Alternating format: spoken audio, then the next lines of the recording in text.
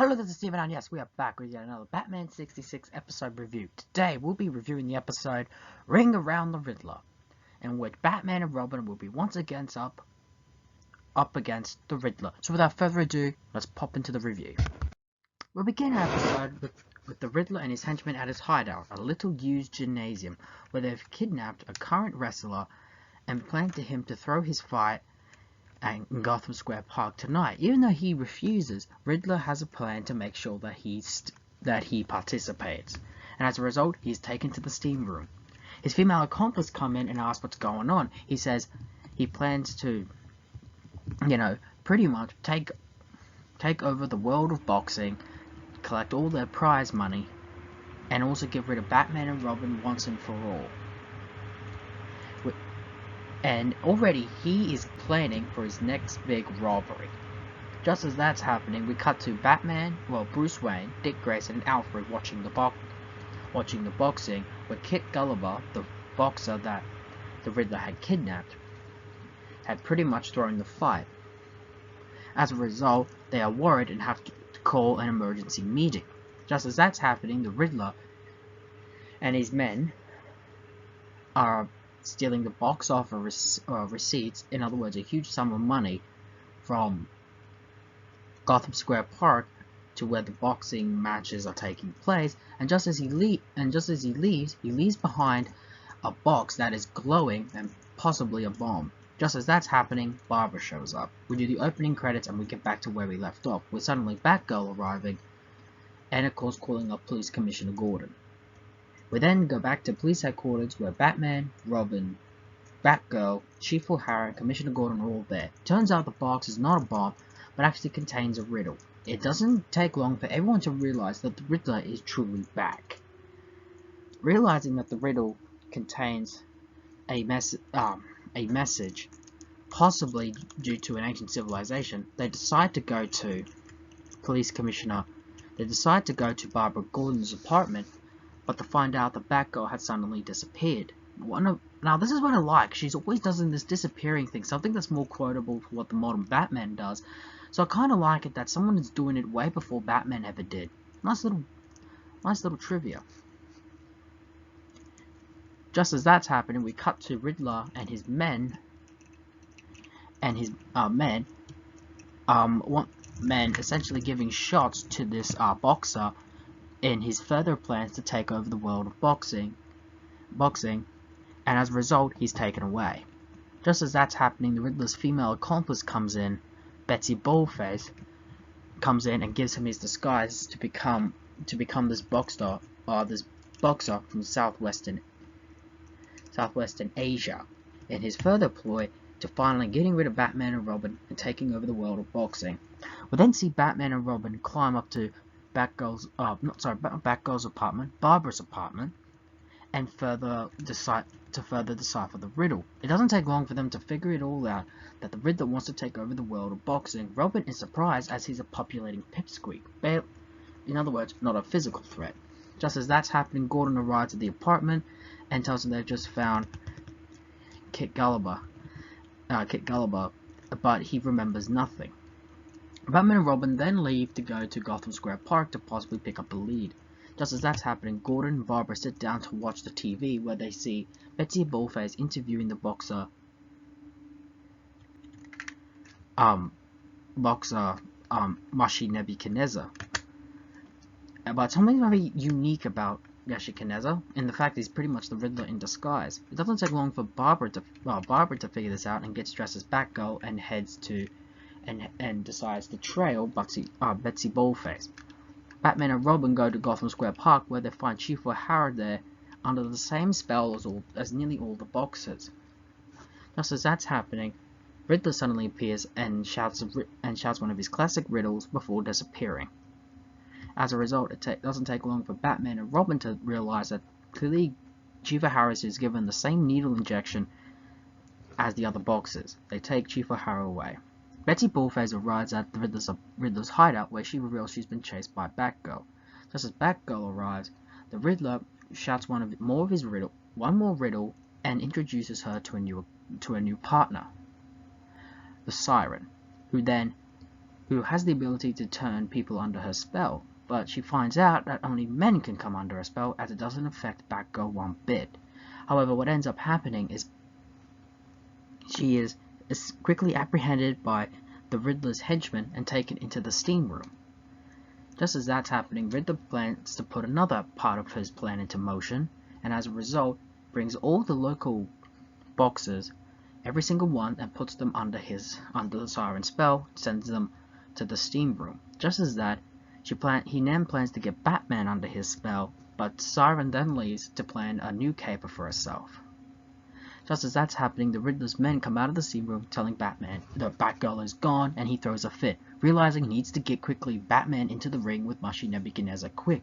As a result, he's constantly sending riddles to Commissioner Gordon's apartment, to Commissioner Gordon's headquarters, and it doesn't take Barbara long, who is also there, to solve that clearly what the Riddler wants is Batman to have a fight with Mushy Nebuchadnezzar in the ring. They then get a phone call from Riddler, who's calling Batman a coward on live radio, and this sets Batman off. He doesn't care about his public image, but he cannot stand by being called a coward, so as a result, he agrees to fight Mushy Nebuchadnezzar in the ring. Just as that's happening, we get this big boxing match with Batman in this clearly boxing shorts up against the Riddler. But he's confused how he could possibly lose. He's smaller than Robin. The fight breaks out in the ring, but Riddler uses a trick by throwing metal filings over Batman, and a giant magnet underneath the ring causes Batman to stay still in one spot where he can do nothing, as Riddler constantly throws punches at him. However, Barbara sees what's going on, quickly changes into Batgirl, goes under the ring and just stops the magnet, and Betsy Ballface quickly makes her escape.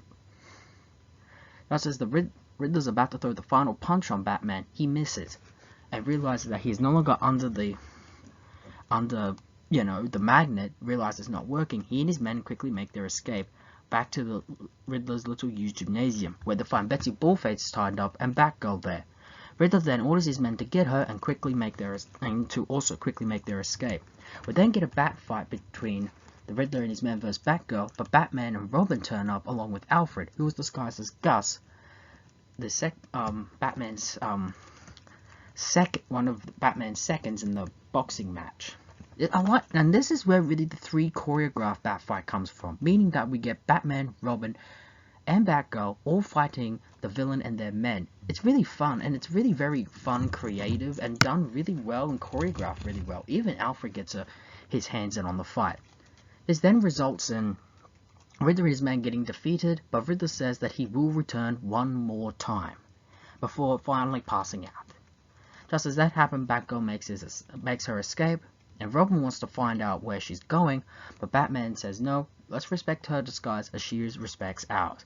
We then end the episode at Police Commissioner Gordon's office, where the Siren pops up, revealing her name to be Lorelei Cersei, and begins to put her magic voice on Gordon, putting him under her spell, essentially revealing her to be next week's villain, and that's where we end this episode. I like how, first off, the idea of Batgirl and everything's just so great here. Even though the character is slowly being developed, all the characters are, it's fun nonetheless. Even though there's really not much in character development, it's all fun just to see this whole thing happen. How Alfred pretending to be Gus was fun, Gordon, and we get to see the scenes with Gordon and Barbara, really see how much of a father and daughter they are, and I really like that. It really just shows, that they're like genuine scenes we get like this throughout the series. We didn't get in the first episode of season 3, but here in the second episode we get to see a bit more of that. But of course, let's talk about the villain. Frank Gorshin is back, and it's been a long time since we've seen him in these tights. He was missing throughout Season 2, and as a result, the creators gave us the Puzzler, a Paul Mann's version of the Riddler, and John Ashton stepping in to fill the Riddler's shoes. Now, I like how he's brought back immediately, very early, as we missed him throughout Season 2, but it makes sense to bring him back in the second episode. The first episode was to establish everything for the third season, and with Frank Gorshin pretty much always stealing the show, we needed to make room for that. Frank Gorshin just felt like time has never left. He's fully back in the role, And the idea of him taking over boxing, now I will admit it does sound weak, but at the same time very interesting. Riddler is arguably synonymous and represents the more of being the smartest criminal in Gotham's underworld for modern comics, though on the show you could say Egghead really represents that. But it makes sense for a villain of that nature to take over the world of boxing, which is mostly an institution, comprised of more muscle-bound people than rather intelligent people, does make a lot of sense. And also, Batman also simplifies that as well. So he's also going to be getting revenge on always being outcasted, on being not part of that group, as he prefers to use brain over brawn.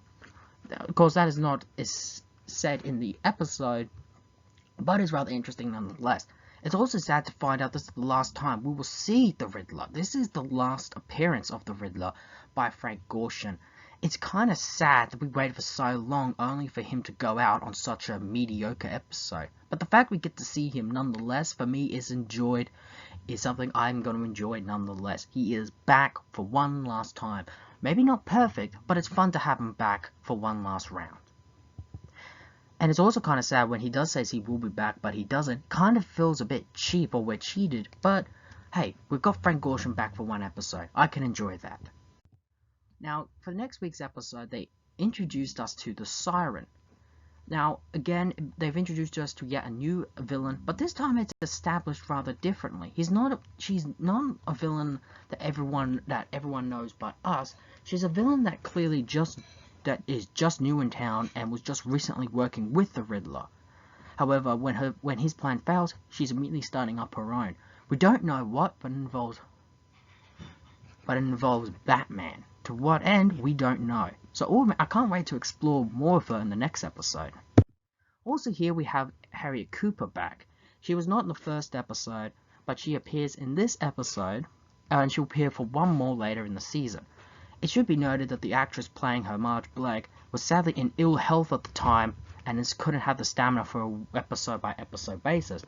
So as a result, she only made a few cameo appearances, and with that, it's still fun to see her nonetheless. How she got to interact with Barbara Gordon is all fun. Basically, she turns up at when there's this big boxing fight, and how she's essentially been out of town for a few days, courtesy on being on a cruise. Either way, it's still fun to see her make a little appearance nonetheless, especially since she was absent from the first episode. Ring Around the Riddler is kind of like Enter Batgirl Exit Penguin. It's a fun episode, flawed in places, mostly due to maybe the set designs I can really see a flaw in, but it's still entertainable and fun. Considering this is Riddler's last episode may feel cheap or not even that spectacular send-off, it's still fun to see Frank Gorshin back in the Riddler tights, despite that. And there we have it, Ring Around the Riddler. A fun episode. Not grand or spectacular, maybe flawed in some places, but it's fun nonetheless. And it's also sad to find out this is the last time we'll see the Riddler. Join us next time where Batman, Robin, and Batgirl will be facing off against their newest adversary, the Siren. So until next time, tune into the same Steven hour, the same Steven channel, ladies and gentlemen. So long for now.